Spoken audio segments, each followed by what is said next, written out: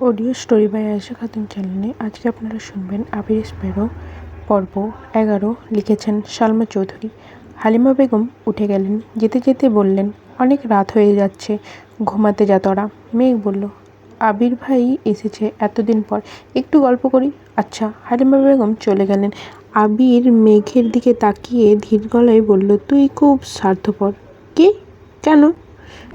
আবির উত্তর দিল না। মেঘ আবারও প্রশ্ন করলো, আমি আপনার সাথে কী করেছি? আবির ছোট্ট করে বলল, তুই ভেবে দেখ। আমি কেন বলবো?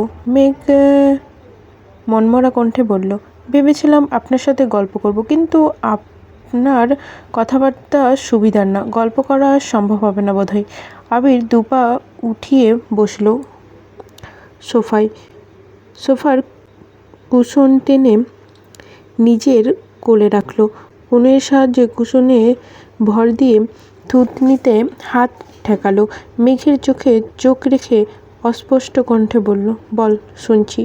আবিরের নিষ্পলক চোখে চাহনিতে প্রতিবারের মতো এবারও মেঘ মনে ভেতর স্রোত বয়ে গেল। প্রেম নাকি মায়া, এক কোনো বন্ধনে জড়িয়ে যাচ্ছে মেঘ। আবির মুগ্ধ দৃষ্টিতে মেঘকে দেখছে।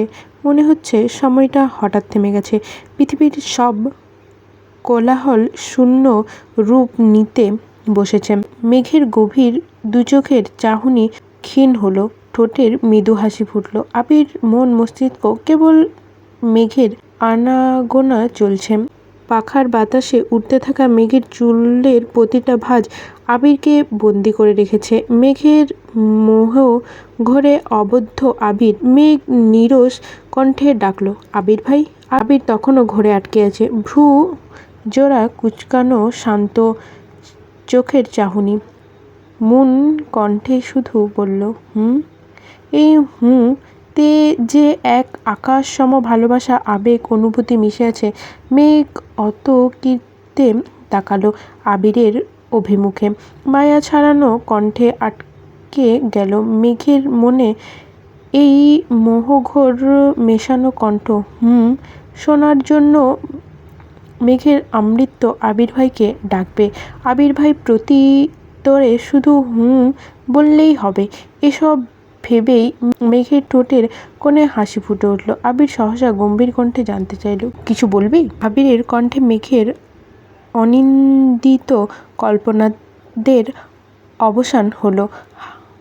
হাসি চিবুক নামালো আবিরের অভিমুখ থেকে।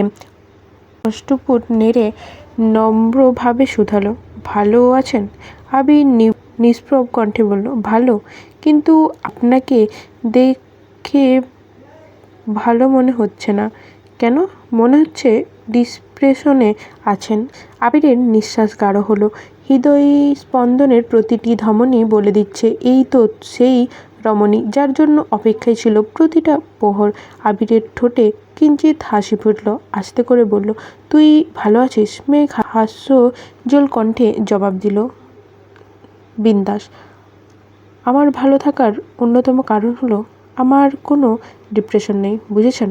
আবির ছোট্ট করে বলল, আমার জন্য ডিপ্রেশন শব্দটা খুব নগণ্য। কেন? কিসের এত ডিপ্রেশন? তুই বুঝবি না।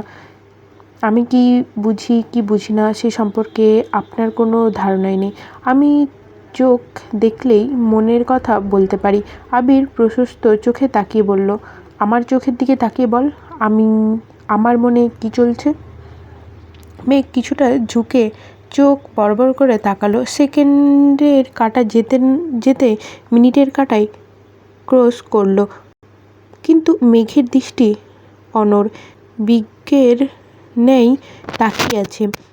কপালে কয়েক স্তর ভাঁজ পড়ল। আবির উদ্বিগ্ন কণ্ঠে শুধালো, বুঝতে পেরেছিস? মেঘ সঙ্গে সঙ্গে হাত উঠিয়ে আবিরকে থামতে বলল। সে গভীর ভাবনায় মগ্ন। আবিরের ঠোঁটে হাসি ফুটল, নিঃশব্দে হেসে নিল। আর কয়েক মুহূর্ত এভাবেই কেটে গেল। মেঘ দীর্ঘ নিঃশ্বাস ফেলে বলতে শুরু করলো, আমি যা বুঝলাম। আবির কথার সঙ্গে তাল দিয়ে দিল, কি বুঝলি? আপনার মনের মধ্যে একসঙ্গে অনেক কিছু ঘুরপাক খাচ্ছে, আর একটু পরপর একটা ভাবনা আরেকটার সঙ্গে ধাক্কা খাচ্ছে। এভাবে চলতে থাকলে কিছুক্ষণ পর তাদের মধ্যে সিরিয়াস ঝগড়া শুরু হবে, তখন কিন্তু আপনি বিপদে পড়বেন। আবির ঠিকমতো বুঝতে পারল না, চিন্তিত কণ্ঠে জিজ্ঞাসা করলো, কে ঝগড়া করবে?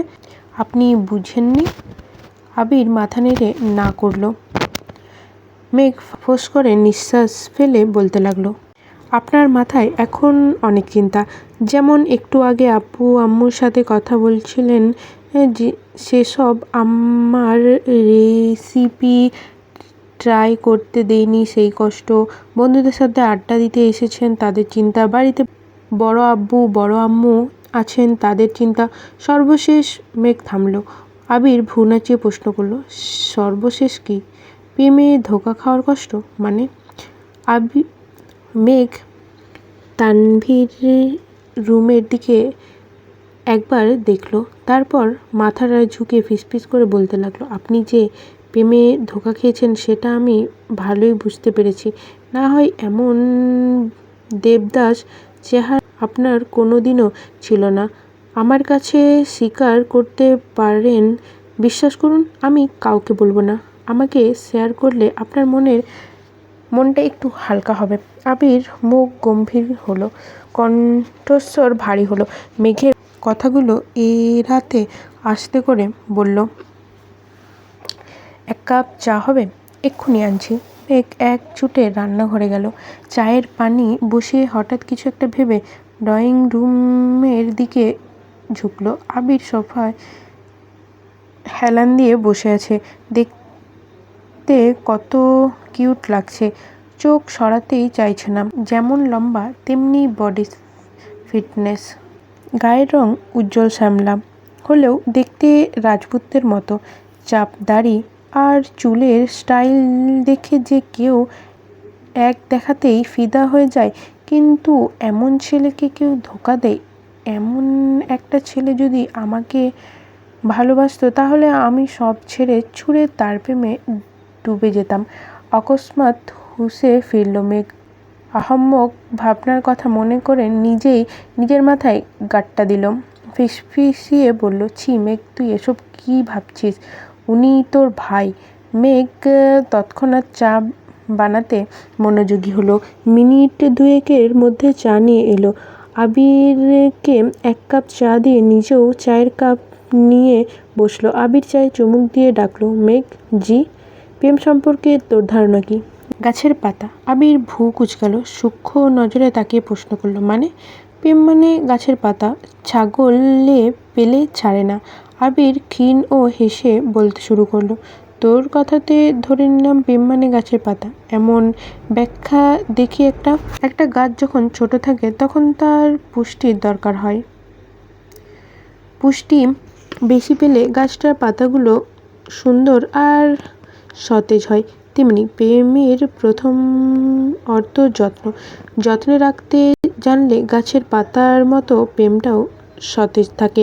গাছের পাতা যেমন নির্দিষ্ট কিছু কাজ থাকে, তাদের বিজ্ঞানের ভাষায় সালোক সংশ্লেষণ মানে খাদ্য উৎপাদন, শ্বসন, বাষ্পমোচন আরও কী কী। একটা বৃক্ষকে টিকিয়ে রাখার জন্য এগুলো পাতার দায়িত্ব। তেমনি একটা সম্পর্ক টিকিয়ে রাখার জন্য দায়িত্ববোধ থাকতে হয়। তাই প্রেম মানে দায়িত্ব। তো আজকের পর্বটা এই পর্যন্তই। কেমন লাগছে অবশ্যই জানিয়েন। ভালো লাগলে পাশে থাকবেন। দেখা হচ্ছে পরের কোনো পর্বতে। ততক্ষণ যেন ভালো থাকবেন, সুস্থ থাকবেন। আল্লাহ হাফিজ।